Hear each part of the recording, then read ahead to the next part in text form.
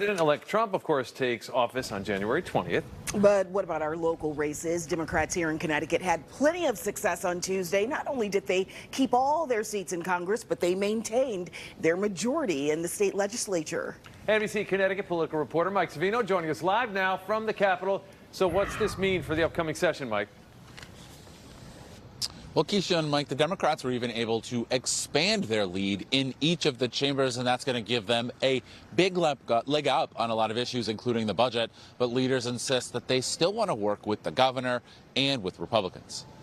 There's a feeling that the Democrats in Connecticut have the right temperature on both social and fiscal policies in the state. Democrats have stretched their lead in each chamber of the legislature, now holding 102 of the 151 House seats and 25 of the 36 Senate seats. In fact, they hold 2/3 in each chamber needed to override vetoes. House Republicans fear that could tip the scales in budget talks with Governor Ned Lamont. The Democrats are able to set the ball much further down the field. So where you might be starting out on the 50-yard line for a conversation, you're going to be having it at the 20-yard line. A spokesman for Lamont, who is also a Democrat, says the governor is still confident any budget talks will protect fiscal guardrails.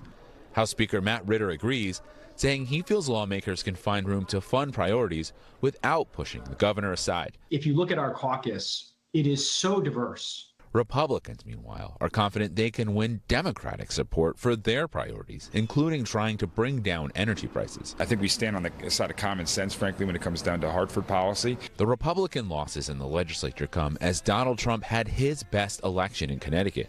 Lawmakers think they can actually find the same success focusing on economic issues. If we have a focus in our caucus on doing that, I think we'll advance our numbers going forward. But Democrats say legislative districts are small enough that any candidate can make their case. You get a candidate who works really hard, they have a good message, they have a good theme, that can help and they can outperform or overperform.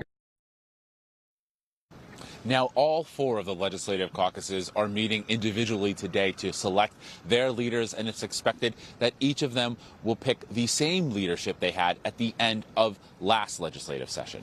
Live from the Capitol, Mike Savino, NBC Connecticut News. Keisha, back to you. Mike, thank you.